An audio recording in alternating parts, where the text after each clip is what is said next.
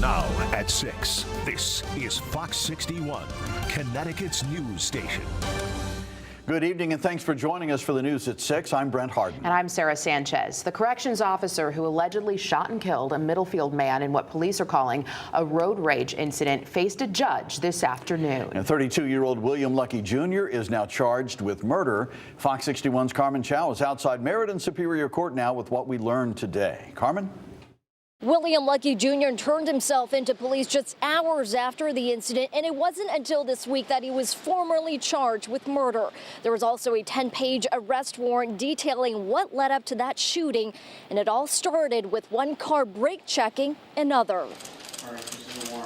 Normally working as a corrections officer, 32-year-old William Lucky Jr. of North Haven is now spending time on the other side of a jail cell.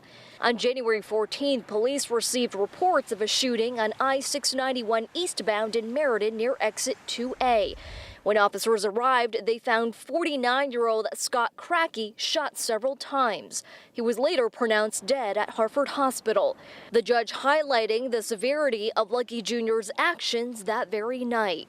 The court has reviewed the affidavit. I believe the circumstances certainly are serious. According to the lengthy arrest warrant, Crackey's fiancee, who was a passenger that night, stated Lucky Jr. cut in front of them. When Crackey passed them, he, quote, brake checked Lucky Jr. Crackey at one point pulled over on the side of the highway and got out of his truck. Seconds later, Crackey was seen on the ground, though she says she did not hear the gun go off. Attorney Michael Hillis, who has known Lucky Jr. for years, says his actions were in response to protecting his toddler who was in the car with him. If someone comes on you and you're afraid for your life, the law allows you to protect yourself. And by the way, I think it will come out that he had a baby in a car seat behind him. So I'm going to protect my baby against anyone who's going to try to kill me. Police also talked to the mother of the toddler who was a passenger in Lucky Jr.'s car that night, and she stated Crackey cut them off and it led to their toddler crying. She said Crackey then got out of his car and yelled at Lucky Jr., who allegedly shouted, "What the is your problem?" That is when Lucky Jr. allegedly shot and killed Crackey, got back in the car crying and said, "I didn't want to do this." Connecticut State Police pointing to the increase of aggressive drivers since the pandemic and is now reminding drivers to practice patience. Do not get out of your vehicle. We want everyone to be safe. If you feel like you are getting into a situation where it's becoming dangerous or can escalate quickly, call 911 so that we can get people, our officers can get there on scene quickly. Lucky Jr.'s bond remains at $2.5 million. He is also scheduled to reappear in court later next month. Reporting in Meriden, Carmen Chow, Fox 61, Connecticut's news station. All right, Carmen, thank you. And new at 5 tonight, or new at 6, a man in Bristol is accused of murdering his grandmother. Police say Anthony Jones killed his 83-year-old grandmother inside a home on Morningside Drive West on Christmas Day of last year. Police were responding to a burglary call when they found the woman's body. Jones was arrested earlier today. In Bridgeport tonight, the do-over primary for mayor may be over, but the saga only grows. Absentee ballots continue to be counted at this hour, but the city official in charge of overseeing that process has so far refused to discuss how it works. Fox 61's Matt Caron tried to get answers. So, Matt, what happened? Well, this all started on Tuesday when we showed up with our cameras here at the Bridgeport Government Center to observe the open and public process of how absentee ballot votes are counted, a process that has been under national and international scrutiny after a judge found widespread evidence of ballot fraud. Yet when we asked for a little transparency on how these votes get counted, well, we didn't get that. Can you explain to the people what happens in the AB count room? Fox 61, inside the room where it happens, the absentee ballot count room at the Margaret Morton Government Center. But when we asked Democratic Registrar of Voters Patricia Howard, who is named in a voter fraud lawsuit, simply to explain how the process works, she refused and slammed the door. Pat, why is it that you don't want to talk about how absentee ballots are counted? Don't people deserve to know how that process works? Meanwhile, on the heels of a third Joe Ganim win, it's a very strong victory by pure numbers. The mayor says he will now ask a judge to nullify a scheduled February general election. I'm hoping that we can go to court and make this the last election in this election cycle for Bridgeport. All eyes turned to his opponent, John Gomes. This is not a concession speech. Who came up short with Tuesday's in-person machine vote, a vote he's won twice before. Obviously, the numbers that we see in front of us, we didn't expect. Does he have the energy, support, and money to trudge on to February? We're going to sit down, we're going to evaluate what has happened. We're going to look at the path forward onto the general election. But even if Gomes drops out, unaffiliated candidate Lamont Daniels and Republican David Hers would have to do the same for the February election to be canceled. I will not be the cause for the city to have another election and spend that kind of money. So if Gomes decides to step down, I will sign the same piece of paper, and we will ask Lamont Daniels to do the same, and we'll end this election fiasco. A fiasco that seems far from over.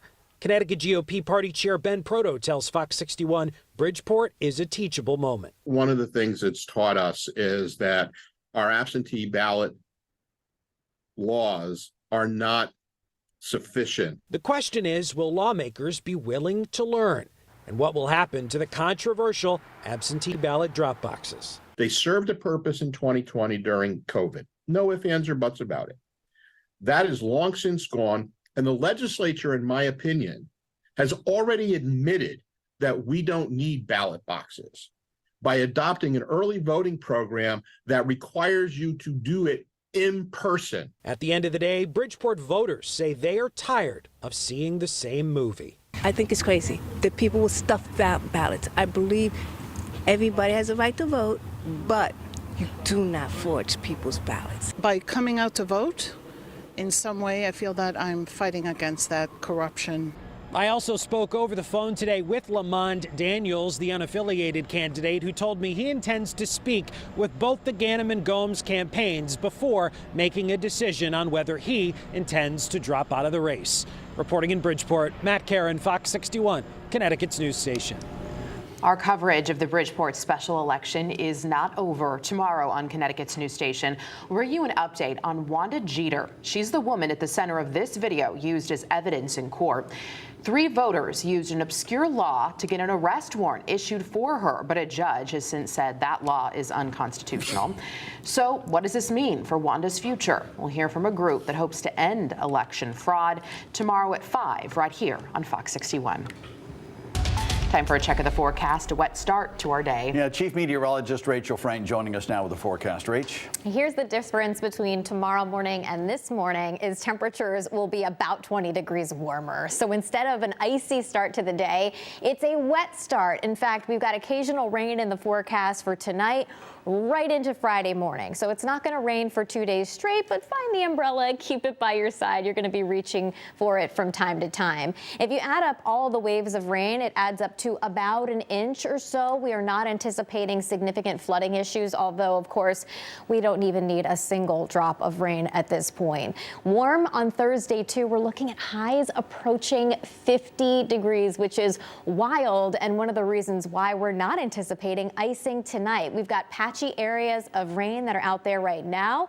It is generally light in nature, but we've got more to get through associated with a warm front, which is why warmer temperatures will be moving in. So right now we're looking at temperatures in the mid-30s to right around 40 degrees. There are areas of patchy dense fog out there, and taking a look at the temperature trend tonight, not a direction you usually see temperatures heading in. Up as we head towards daybreak. In the morning, we're already looking at temperatures in the 40s with some showers out there. By lunchtime, it's cloudy and warm with highs near 50 degrees and more rain returning as we head into tomorrow night and Friday morning. We'll take a closer look at that, plus a storm we're watching for the weekend coming up. All right, Rachel, thank you.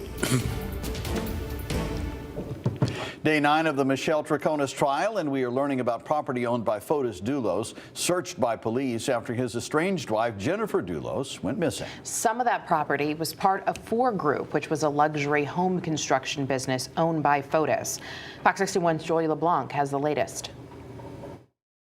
7 office, 715 Kent, 7:30, Nishi left. Retired Connecticut State Police Detective Matthew Riley reading copies of handwritten notes he found at Fotis Dulos' Farmington home just over a week after Jennifer Dulos was last seen alive.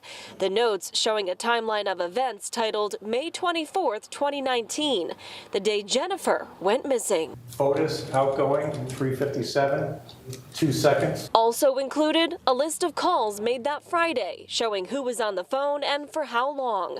The Saturday after Jennifer went missing, the timelines continue. Patent from NCPD. These letters later dubbed alibi scripts by investigators, the defense objecting to reading them aloud. If the witness cannot read something, it's obviously whoever's handwriting it is.